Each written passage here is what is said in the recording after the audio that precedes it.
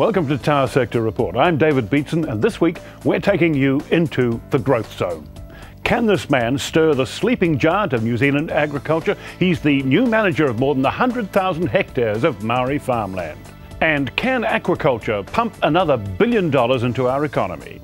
We've got a fair way to go yet to reach that $1 billion, but we've got enormous goodwill from the government, who see that we've got big upside growth potential.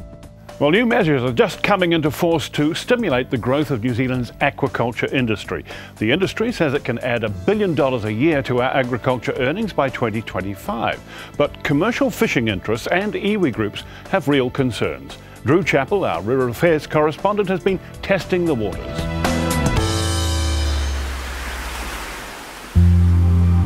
The ocean provides life to everything on Earth. It helps regulate our temperature, transports nutrients around the globe, and carries our goods to and from distant ports. It is also full of food. New Zealand has one of the longest coastlines in the world, and our aquaculture industry is growing exponentially.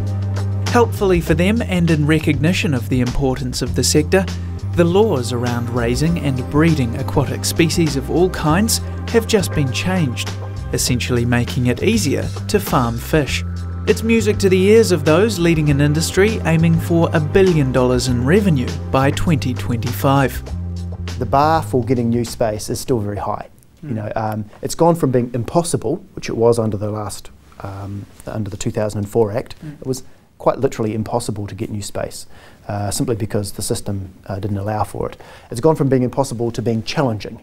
And challenging's fine. Challenging's a good space to be in. And by that I mean that it costs a lot of money to go through this process. If people think that it's suddenly going to be, all on, and they're going to see marine farms all over the country, then they're very much mistaken, because it's an expensive business. It's millions of dollars to go through the planning process before you even get anything in the water. The $1 billion is a stretch target. It's not an absolute. It's not like we get to $1 billion and we think, okay, that's fine. It's something to aim for. Aquaculture. As of October the 1st, the Aquaculture Amendment Bill has made it a simpler and clearer process to set up fish farms, though the criteria is no less stringent around the environmental effects of the process. We support also the opportunity this bill will provide to allow trial farming of high-value finfish in the Coromandel Marine Farming Zone. Even without the changes to law, aquaculture is an industry making waves, so to speak. At the recent industry conference in Nelson, the sector received a welcome vote of confidence right from the top.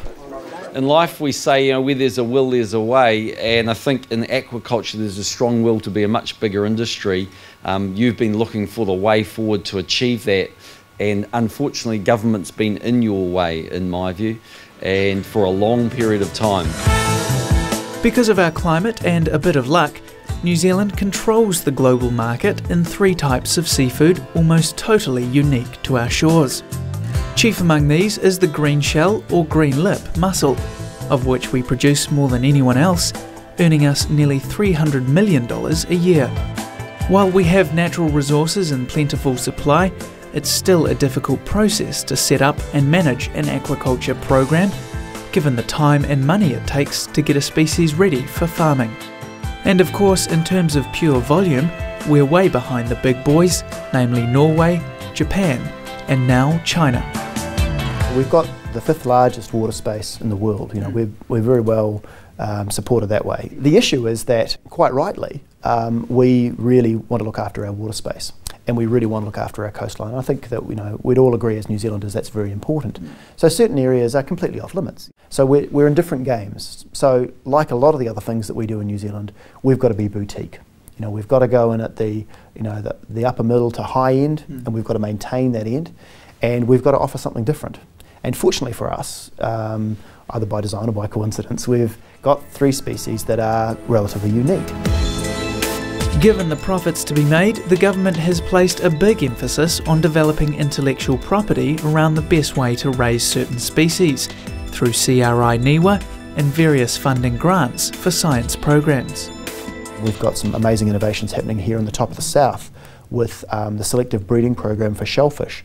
Now this is groundbreaking internationally, where we're actually going to be closing the breeding cycle for the green shell mussel, and we're going to be improving it through natural selective breeding, so that we actually get a better product for market. Now, why are we doing it? We're doing it because if we don't do that, if we don't innovate, if we don't improve our product offering, then why will people pay more money for it? They won't. Much of that scientific research and development around shellfish takes place here on the outskirts of Nelson at the Cawthron Institute, a charitable trust set up more than 90 years ago. Situated here right next to the bay, they're in an ideal location to take advantage of the fresh salt water from the Tasman Sea.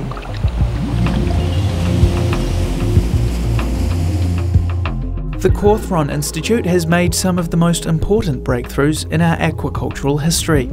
At their labs and with the help of the Nelson Marlborough Institute of Technology and in collaboration with SPAT NZ, the team at Cawthron are pioneering techniques to get the most out of our native shellfish species. Shellfish farmers get most of their spat from wild populations, and what we're trying to achieve here is to close the life cycles for farmed shellfish so that farmers can take advantage of selective breeding and get improvements in quality, reliability and consistency of their farmed shellfish. It's slow work, but the research going on here may one day lead to more species on worldwide supermarket shelves and on restaurant menus. Already famous is the iconic bluff oyster, one of the species being worked on here for development in other waters outside of Southland. The Pacific oysters are commercial. We operate our own commercial spat supply company here. And on the green shell mussels, we're in a very important partnership with SPAT NZ, which is an aquaculture industry joint venture, and they are on the cusp of commercialising selectively bred green shell mussels and have primary growth partnership funding to do so, recently announced. Mike Burrell says the size and specialised nature of our industry is both a blessing and a curse, but it allows us to switch focus rapidly according to what's happening on the global scene. Just like any other primary sector, depending on market conditions, depending on whether the price is good relative to our exchange rate and everything else, we have to be quite dynamic. And we certainly can't afford to have a single market or even two dominant markets. We need to be flexible enough to be able to be moving from place to place. But that doesn't mean that you can't get in and develop a market, which is what we're currently doing with green shell, for example. There's a set of companies that are doing that as a joint venture into China. And similarly, the sort of work that's going on with Chinook salmon into the North American market, again, nothing stops. You have to be innovating the whole time. Just sitting back on our name and saying, well, we're New Zealand, of course we're great, is not enough. We have to be able to prove that, and so quality is critical, the story is critical, marketing is critical and all of that, and continuous innovation so that the quality of the food that people get on their plates doesn't just stay the same, it actually gets better and better and better over time so that people's taste experience is something that they're willing to pay more money for. For an industry punching well above its weight on the global stage, backed by the government and some leading edge science, $1 billion could well be just the beginning. Drew Chappell reporting. So what's the government doing to make sure aquaculture reaches its full potential?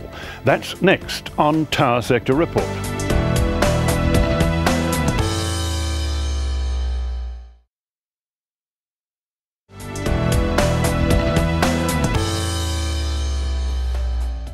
Welcome back to Tower Sector Report. Well, Fisheries Minister Phil Heatley has been pushing new measures to stimulate aquaculture. The new regime he's been putting into operation includes a simplified consent process, the removal of prohibitions on aquaculture outside designated areas, access to government sustainable agriculture funding and scope for central government intervention in the planning process. But is it enough to turn aquaculture into a billion-dollar baby? Welcome, Minister. What's the realistic prospect that we could have a $1 billion a year aquaculture industry in 2025? Well, this is something the industry's chosen for themselves in terms of a target. I know that, but do you think it's realistic? Yes, I do. And with the changes that we've made, where we're allowing growth in the marine farming sector, that's both in terms spatially, into more areas more easily, and also the ability to switch species and get into finfish farming, we see that there's opportunities there. It's a matter now, really, of finding those spaces, convincing the banks to invest, and marine farmers getting enthusiastic about growing. Just stepping back one, you've done some survey work to establish how much area could be devoted to aquaculture. Yes. And how much area have we got? In terms of hectares, look, I couldn't tell you exactly what it is. Well, compared to what we're doing now. Compared to what we're doing now, we would need to increase the area, by about a third. What we are finding is that marine farmers are able to use the area that they've currently got a lot more effectively by the use of new species and more intensive farming, which is very, very positive. The growth areas will be where marine farming occurs now, which is essentially Coromandel, Marlborough, Tasman, Northland. Those are where the opportunities are, although there are other places on the east coast of New Zealand, particularly where aquaculture can grow. So look, the opportunities are there, the industry's keen to invest and we're keen to back them. Okay, how will the trade-off, however, be struck in these areas, these new areas, where there are existing fishing rights? How will the trade-offs be struck between aquaculture development and existing fishing rights? Well, up till the new law was passed, essentially fishing rights were affected in quite a significant manner, and that didn't happen often actually, and it never happens with finfish species. So if you've got snapper and you put in a marine farm, the snapper swim elsewhere and you can catch them elsewhere. It's when you put in a marine farm over what we call sessile species like shellfish, scallops, crayfish, that type of thing, paua, that's when it starts affecting fishermen. Now, with the old law, what used to happen is that a fisherman could just say, look, there's no marine farming, it's not going to happen. What we've done is we've said no, what we want to do is see what the economic value is to New Zealand. If marine farming is more of an economic return to New Zealand, then it goes to an arbiter decides on a compensation that the marine farmer pays the fisherman for using that space, and we think that's more sensible. So do you see the bulk of the growth not in the crustacean area, but actually in finfish? We would think that the growth in terms of area would be similar for both finfish and for shellfish. Finfish don't take up as much area, but it's much more lucrative. So sort of per square metre, finfish are making an awful lot more money than shellfish are, which is positive, but you need a certain type of water for that. You need very deep water for finfish, you need water that flushes through with the tides very, very regularly, so you've got good currents, and you need to make sure that you've got the ability to feed the fish, which of course you don't need to do for shellfish. One of the things that the new law change has introduced is the notion that there will be situations in which national interest, and I mean the nation's interest, could override regional decision making. And that's a bit of concern for the regional decision makers. Can you give me an example of the kind of situation where that would apply? Look, I can't, in the sense that it's hard to imagine a marine farm application being large enough that there would be sort of a national interest, but we do have a situation... So why did you do it then? In case it does crop up, but you've got a situation at the moment where in the Marlborough Sounds, King Salmon have actually applied to have a board of inquiry look at their application to increase salmon farming in the Marlborough Sounds. So that's going to be a very, very interesting process to watch, and they've gone to the Environmental Protection Agency, the EPA, who will be overlooking that instead of the Regional Council overlooking that. So there's a great opportunity there for king salmon to grow in the Marlborough Sounds, and it'll be interesting to see if they're successful. And who makes the determination that, yes, national interest will override a regional decision? Well, that's made up of a board of inquiry. Councils are always involved and the public are always involved because it's a RMA consenting process. So it's not an arbitrary decision, it's a ministerial decision can be made independently of anybody else? No, well, ministers are involved, but you've got this overarching sense that something has to be pretty significant for there to be a board of inquiry. One of the other areas of concern was raised by the Waitangi Tribunal, which had concerns about consultation with iwi, consultation rights under the treaty. How have you addressed that?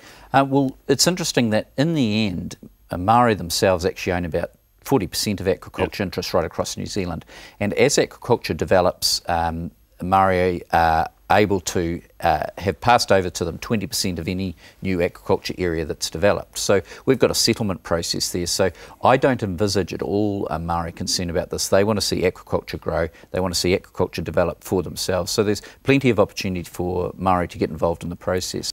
One of the other issues is that, of course, as you start to intensify an activity like fish farming, and you get monocultural colonies of fish and so on being developed, that there are environmental and biosecurity risks that they have to be protected against. Is any provision being made to address that issue? Well, I think one of the interesting outcomes from our merger of the Ministry of Fisheries with the Ministry of Agriculture, Biosecurity New Zealand and Food Safety New Zealand is that now that that agency is much more integrated, where there's much more contact between the agency in terms of what's happening now. That's on the land, whether it's farming, but also on the sea, where it's marine farming. So we have, obviously concerns that any pest from overseas or disease could come in and affect the industry. In fact, we're seeing with oysters at the moment, they're under tremendous pressure. Yeah. But it's just a matter of getting on top of those things quickly, isolating in the agency working well. Now, have you told Bill English that there could be a cost attached to this? Well, there's not just all company taxation revenue. No, that's right. Now, look, there is a risk, and there's always a risk when you're, a country that's sort of involved in primary production, and no less so than in the sea. But what we do know is that many of the diseases that affect marine farming species, such as particularly salmon, that type of thing, that are overseas, aren't in New Zealand. We've got a pretty pristine environment, and it's a matter of keeping it that way.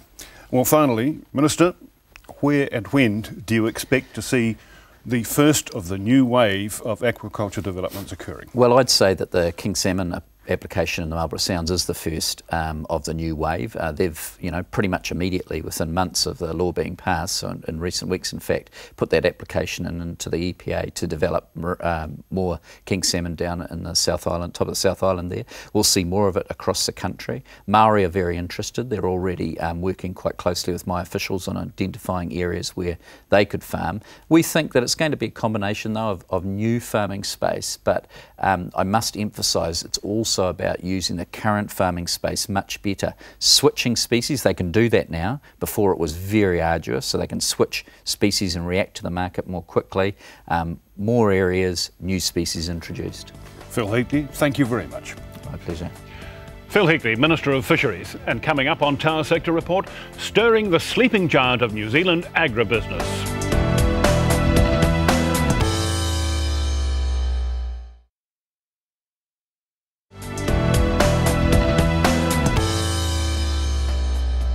Welcome back to Tower Sector Report. Well, nearly 1 million hectares of New Zealand farmland are owned and administered by Maori trusts and incorporations. And earlier this year, a special report by MAF claimed that 80% of that farmland was underutilised or underperforming. The MAF study didn't put a figure on the value of realising more of the agricultural potential of the land, but some estimates suggest it could produce a boost of between $300 to $400 million a year in earnings for Maori. So what can be done to stir this sleeping giant of our agribusiness community? Drew Chappell has been discussing that question with the new Maori trustee, James Tuuta. Well, thank you for joining us on Tower Sector Report, Jamie. First of all, you are the Māori trustee. What exactly does that involve? So the Māori trustee is a statutory position. It's independent of government, previously was a part of government. But the role itself is the Māori trustee is a trustee corporation sole under legislation, and the primary role and function is to administer Māori land and assets on behalf of owners. Am I right in saying that there are 3 levels of trusteeship, there are 3 levels of involvement? So the Māori trustee, in a sense, we at times are appointed by the Māori Land Court to be responsible trustee. As a responsible trustee, we have all powers of an owner, but of course with that a range of trustee duties and obligations as a fiduciary. The second form of trusteeship is as a custodian, where we hold assets on behalf of a group of beneficiaries, and the third is when we are an agent on behalf of owners.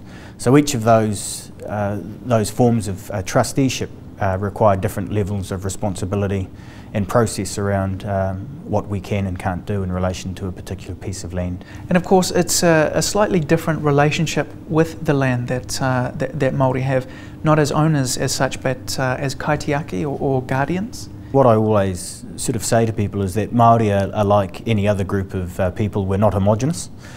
So you get a wide spread of views around land ownership, but predominantly Māori have that cultural connection and attachment to the land, and it's more than just a piece of land to derive economic benefit. So in that regard, there is the sort of cultural attachment. Invariably owners are wanting whatever land use that is underway on a piece of land to be environmentally sustainable, and of course that the land itself generates income or generates outcomes and benefits that may be of a social nature in terms of increasing employment opportunities. But most of the time the benefits derived by pieces of land are used for cultural endeavours and the like. Do you find that most of these trusts have a willingness to hold on to that land, that it's a long-term proposition to them and they're not looking to sell? Most land blocks are basically owned by an extended family, right? And what I'm seeing is a shift. There's definitely a shift in focus now where performance of land against certain parameters and constraints is becoming more important to people. So we've got a more discerning and sophisticated landowner, shareholder, who are actually demanding more from that piece of land against those four aspects, so economic, social, cultural and environmental. So, and that's really positive to see. One thing that I've really been pushing for is to inspire Māori landowners to have higher expectations of the Māori trustee and themselves in the way in which we manage and administer land on their behalf. Is that change down to a new generation coming through, or just simply new ideas being adopted by the same shareholders? I think it's a consequence of both. It needs to be seen in through the historical lens in terms of what Māori have endured over time. But I would say in terms of the advancements that we've made in terms of education, building greater capability and capacity throughout the communities that own these pieces of land, that has been a positive influence over the way in which we see land today. And of course we also need to look at most of the Māori land holding. In a sense, we're very young. We're moving from sort of the passive landowner to having more active control over land, so it definitely needs to be seen in that context. You've said in the past, while you were with PKW, that education is the key to success. How do you think that should best be implemented? If I take PKW for example, we have looked to leverage from our partners, from our business partners, from those that we do business with. You know, the likes of fertiliser companies and other service providers, we work with them and encourage them to assist us to build or provide pathways for our people to gain either scholarships or work placements in the agribusiness field. Really it's quite a basic concept. It's about PKW for example, we have 20,000 hectares of some of the richest agricultural lands in the world. If we want to realise our aspirations and the vision to actively control and manage these lands, we need to ensure that we have capable people who have the competence and the requisite skills in that particular sector to actually drive good performance and manage the land in the most effective and appropriate way. And those skills and that expertise are coming through clearly in competitions such as Māori Farmer of the Year, really showcasing the talent that does exist. That's something we need to encourage, and it's fair to say in the past a lot of our Māori economic authorities and land-based trusts were focused on compliance, so moving from box ticking to actual performance. So understanding what the appropriate benchmarks are for a dairy farm, you know, EFS, you know, what drives profitability and what the key matters that the governors and management should be focused on. And does aquaculture make up a large part of that? I know, you know, of course, kai moana being such an important part of Māori culture. In terms of what I characterise as Māori economic authorities, which are predominantly the Māori land trusts, many of which have diversified into seafood. PKW, for example, owns in the order of 50 tonnes of crayfish quota. For the last 15 years, we have not only owned crayfish quota, but also processing facilities and also marketed our own crayfish through a joint venture arrangement with Aquaculture Corporation and another third party. In terms of the Māori trustee, my role there is a specific fund which is called the General Purposes Fund, which can be applied for Māori economic development. And so at the moment I'm developing what the strategy and criteria will be around that fund and how it should be applied and utilised in the sort of coming years. James Te Uta, the newly appointed Māori trustee. And that's all for now, but you can catch our show again anytime via the internet at our website. And remember, on November the 20th, I'll bring a special series of political debates over 5 nights on election issues that matter to you in the rural community. Join me and the rural spokespeople for 5 of our political parties as they go head-to-head on New Zealand agriculture and its future, only on Country 99 TV. More on that soon. Meantime, thanks for your company. I'm David Beatson for Tower Sector Report. Till next time, goodbye.